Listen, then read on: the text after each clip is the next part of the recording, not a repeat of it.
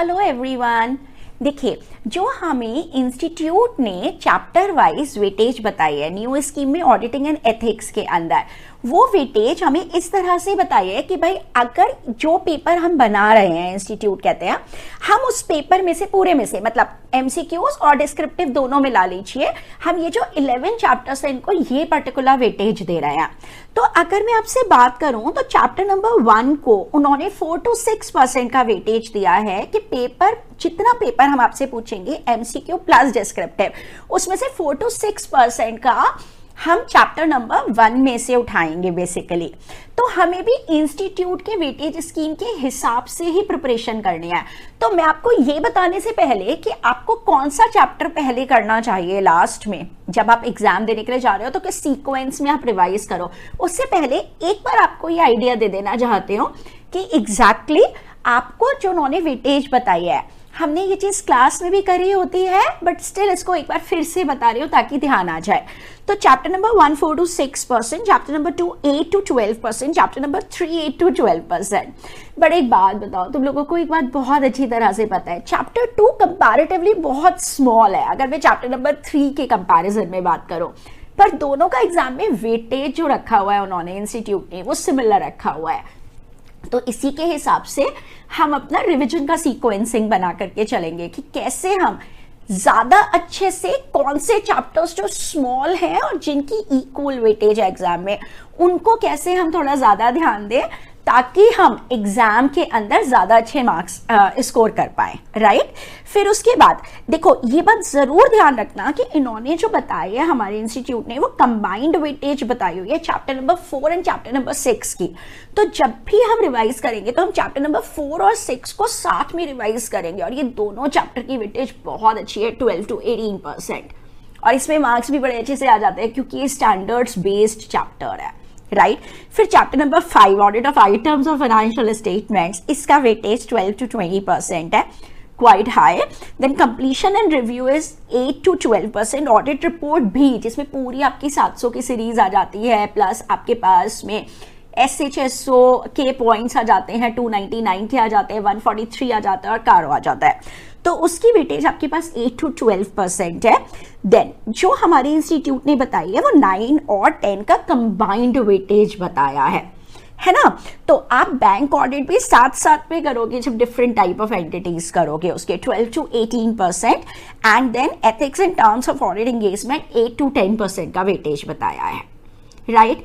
अब जो पेपर मेरे पास में यूजुअली सेट हो रहा है न्यू स्कीम के अंदर, वो पेपर कितने मार्क्स का सेट हो रहा है मेरे पास? 118 नंबर का, 118 मार्क्स का। मैम 118 मार्क्स का, तो एक काम करते हैं, एक बार फिर से देख लेते हैं कि 118 मार्क्स का कैसे आ रहा है। जैसे 30 मार्क्स का तो एमसीक्यूज है, 70 मार्क्स का डिस्क्रिप्टिव पेपर है।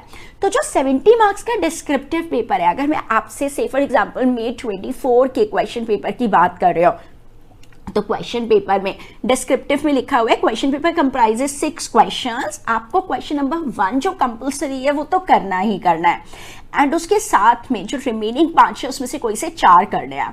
तो जो क्वेश्चन नंबर 1 है कंपलसरी, वो भी 14 मार्क्स का है, 2 3 4 5। तो मई में जैसे उन्होंने क्या किया था, May 24 का जब ऑडिटिंग एंड एथिक्स का पहला पेपर आया, ठीक है, तो हम उसी तरह की चीज मान करके जैसे चल रहे हैं। तो क्वेश्चन नंबर 6 में उन्होंने 18 मार्क्स का सेट किया था। तो एक जो है इंटरनल चॉइस दी, जैसे शुरू का जो क्वेश्चन है वो 4 मार्क्स का है, तो जो पहला ए पार्ट है उसका क्वेश्चन का, उसके अंदर उन्होंने इंटरनल चॉइस दे दिया आपको। तो जो ये इंटरनल चॉइस उन्होंने दिया, इसकी वजह से ये क्वेश्चन उन्होंने मतलब 18 मार्क्स का है, क्योंकि आपको ए पार्ट में कोई से 2 में से एक करके चलना है। तो जो पूरा का पूरा पेपर सेट हुआ, वो कंप्लीट पेपर आपके पास 118 नंबर का सेट हुआ। एक तो क्वेश्चन आपका चॉइस में निकल जाएगा और एक 4 मार्क की इंटरनल चॉइस हो गई। तो अगर मैं इस हिसाब से मान करके चलते हो कि भाई ठीक है, इसी तर्ज पे यदि पेपर मेरा एग्जाम के अंदर 118 नंबर का सेट होता है, तो हम ये मानकर चल सकते हैं कि ऑन एन एवरेज हमारे पास में क्या वेटेज रहेगी, कितने मार्क्स का पेपर लगेगा। तो देखो 4 to 6% का मतलब 5% हो गया अप्रोक्सीमेटली, है ना। ठीक है, तो मैंने इनका जो है एवरेज आउट करके इधर मार्क्स लिख दिए। तो चैप्टर नंबर 1 में से आप 6 मार्क्स के अराउंड का एमसीक्यूज भी और डिस्क्रिप्टिव भी, इतना आप सोच के चल सकते हो। 2 में से 12 का, बट 2 बहुत छोटा चैप्टर है कंपैरेटिवली 3 के मुकाबले, 3 का भी वेटेज उतना ही है। चैप्टर 4 और 6 का जो कंबाइंड वेटेज है that is 18 marks, quite high है ना, और इसमें मार्क्स बड़े अच्छे से मिल जाते हैं। फिर 18 मार्क्स 18-19 का आ जाता है आपके पास में chapter number 5। Chapter number 7 completion and review, जिसके अंदर ये भी आपका स्टैंडर्ड्स बेस्ड चैप्टर है कंप्लीटली, है ना। ऐसे 560, 570, 580, 260, 265 एंड 450, राइट। तो वो भी आपके पास में 12 मार्क्स का आ रहा है। ऑडिट रिपोर्ट के अंदर पूरी आपके पास जितने 700 वाले हैं वो वाले आ जाते हैं, 700, 701, 705, 706, 710, साथ में 143 और कारो की बात आ जाती है, और साथ में उन्होंने जॉइंट ऑडिट और ब्रांच ऑडिट्स की भी बातें वहीं पर दी हुई है। तो ये भी आपके पास में 12 मार्क्स का वेटेज रख रहा है। पर आप एक बात नोटिस कर रहे हो, कंपैरेटिवली ऑडिट रिपोर्ट का चैप्टर थोड़ा ज्यादा लेंदी है, कंप्लीशन एंड रिव्यू चैप्टर थोड़ा कम लेंदी है। उसमें केवल गिनती के 6 स्टैंडर्ड्स हैं, और वो भी आसान ही है, ऐसे कोई बहुत डिफिकल्ट नहीं है। बट ऑडिट रिपोर्ट के अंदर आपके पास कारो भी कवर हो रहा है, तो वो कारो में से भी मिलाकर और ये सब चीजें मिलाकर के देन आपसे पूछ रहा है। सो ऑडिट रिपोर्ट कंपैरेटिवली थोड़ा सा लेंदी है। नाउ चैप्टर नंबर 9 और 10, इसमें से 10 थोड़ा कंपैरेटिवली इजी है। 9 के अंदर से गवर्नमेंट ऑडिट, कोऑपरेटिव सोसाइटीज, एलएलपीज, ये वाले टॉपिक्स तो इजियर टॉपिक्स है। हाँ, जहां पे फिर वो रिमेनिंग वाली चीजें आ जाती हैं, आपके educational institutes, trust, this and that, वो थोड़ा सा आपका लेंदी पड़ जाता है। तो इनकी कंबाइंड जो है आप 18 मार्क्स तक का इसमें से मान के चल सकते हो। एंड देन उसके बाद जब हम चैप्टर नंबर 11 पे आते हैं, चैप्टर 11 पे लोग बड़ा जोर डाल रहे हैं आजकल, एमसीक्यूज में भी, डिस्क्रिप्टिव में भी, सब पर, तो 10 नंबर का ये लगता ही है। आप ये ऑन एन एवरेज मान के चल सकते हो। तो ऐसे करके मेरे पास 118 नंबर का ये पेपर सेट हो रहा है। अब एक बात ध्यान रखो, मैं जो आपको बताने जा रहे हूं वो मैं आपको ये बताने जा रही हूं कि हमें कौन से वाले चैप्टर्स को थोड़ा ज्यादा ध्यान देना है, जिन पर्टिकुलर चैप्टर्स के अंदर मुझे कम काम करके और मार्क्स ज्यादा अच्छे से मिल करके चल रहे हैं। तो मेरे हिसाब से जब आप रिवीजन करना स्टार्ट कर रहे हो, आपको chapter number 11, chapter number 2 and chapter number 7, देखो 11 भी कंपैरेटिवली इजियर चैप्टर है। उसके अंदर आपके पास SQC1 है, SA 220 है आपके पास में, SA 210 है आपके पास, साथ में आपके पास में एथिक्स वाली चीजें हैं, थ्रेट्स हैं, सेफगार्ड्स हैं, बट वो इतना लेंदी नहीं है। और उसके अंदर आपके पास एप्लीकेशन बेस्ड चीजें ज्यादा आ जाती हैं। चैप्टर नंबर 2 आपका स्ट्रेटेजी, प्लानिंग, ये वाला जो चैप्टर है, ये भी आप लोगों को उतना ज्यादा लेंदी चैप्टर नहीं लगता है। और 7 के अंदर भी लिमिटेड से स्टैंडर्ड्स हैं। पता है, इसमें कुछ मत छोड़ना। सबसे पहले छोड़ना तो किसी में भी कुछ भी नहीं है, बट ऑब्वियस सी बात है, हमारा ह्यूमन माइंड है, तो हम कुछ पर्टिकुलर चैप्टर्स को थोड़ा ज्यादा ध्यान दे सकते हैं, रिपीटेडली रिवाइज कर करके उसका पूरा अच्छी तरह से क्वेश्चन बैंक भी करके, एंड देन उसको ज्यादा प्रैक्टिस कर सकते हैं। सो व्हाट आई से, this is not any ABC analysis. ये मार्क्स के हिसाब से कि पहले कौन से वाले कर लो जिसमें कम आपको चैप्टर्स करने पड़े, बट कम चैप्टर्स मतलब कम का मतलब क्या हो गया कि कम लेंदी वाले, कंपैरेटिवली स्मॉल चैप्टर्स करने पड़े और आपके मार्क्स की वेटेज अच्छे से कवर हो जाए। तो अगर आप देख रहे हो तो ये 3 आपके कंपैरेटिवली स्मॉल चैप्टर्स हैं, एंड आपका 30% पेपर आपका बिल्कुल अच्छे से इसके अंदर से कवर हो रहा है ना। So that is well and good, बहुत अच्छी बात है ये। तकरीबन 35 मार्क्स का अगर इस पर से कवरेज हो रहा है, यदि मैं ये मानती हूँ कि पेपर 118 मार्क्स का सेट होगा तो ठीक है। तो स्मॉल चैप्टर कंप्लीट करो, खूब रिवाइज करो with question answers, everything. Then उसके बाद में हमारे पास चैप्टर नंबर 1 कंपैरेटिवली स्मॉल है।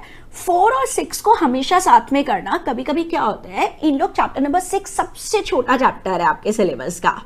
चैप्टर नंबर 6 में अगर देखा जाए तो केवल डॉक्यूमेंटेशन और उसके ऊपर ऐसे 230 और वो असेंबली वगैरह की रिक्वायरमेंट्स, यही सब चीजें हैं। कभी कभी क्या होता है, वो लोग चैप्टर नंबर 6 में से ज्यादा पूछ लेते हैं, 2 क्वेश्चन उन्होंने 6 में से लगा दिए, और चैप्टर 4 कंपैरेटिवली थोड़ा बड़ा चैप्टर है। तो आप इस बात का ध्यान रखना कि कंबाइंड वेटेज है 4 और 6 की, तो आप हमेशा 4 और 6 साथ में करके चलना। देन 8 आपने ऑडिट रिपोर्ट वाला उठाया, देन 3 आपने उठाया, तो 3 में भी क्या होगा, जैसे मटीरियलिटी है, मटीरियलिटी बहुत आराम से तैयार हो जाता है। ऑटोमेटेड वाला है, ऑटोमेटेड पे से जनरली ये लोग एक सवाल पूछ ही लेते हैं आपसे, मतलब क्वेश्चन पूछने का मतलब है एमसीक्यू में कवर करे या इधर में कवर करे, बट कवर तो करेगा ही, है ना। तो आप वो वाली चीज, ऑडिट रिस्क है, रिस्क असेसमेंट प्रोसीजर्स है, उसमें से क्वेश्चन बन जाता है। तो इसमें थोड़ा सा आप क्वेश्चन बैंक को, मतलब जो क्वेश्चन आंसर्स दिए हुए हैं जिसमें सारे आपके स्टडी मटेरियल के क्वेश्चन आंसर्स हैं, प्लस जो आपके पास्ट एग्जाम्स के है वो हैं, साथ में कुछ एक्स्ट्रा क्वेश्चंस या केस स्टडीज है, उसको थोड़ा ज्यादा ध्यान देना कीवर्ड्स के साथ साथ में, है ना। तो ये वाले चैप्टर्स आपके 40% जो है वो पेपर का कवर कर जाएंगे। मतलब आप 45 और 48 नंबर का पेपर इसमें से आप अज्यूम, 45 मार्क्स के करीब का पेपर इसमें से अज्यूम करके चल सकते हो कि आ जाएगा इन पर से। तो ऐसा भी नहीं है कि बहुत ज्यादा लेंदी एंड ऑल है।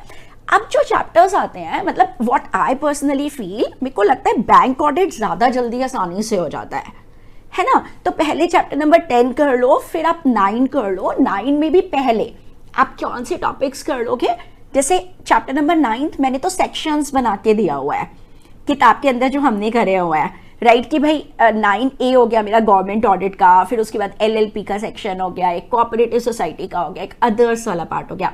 तो थोड़ा गवर्नमेंट को, LLPs को, इनको आपको ज्यादा ध्यान देना है, ठीक है, उन पे से भी क्वेश्चंस आ जाते हैं। एंड देन जो फ्लो चार्ट्स हैं, टेक्निक्स हैं, उन पे आप ज्यादा ध्यान देंगे।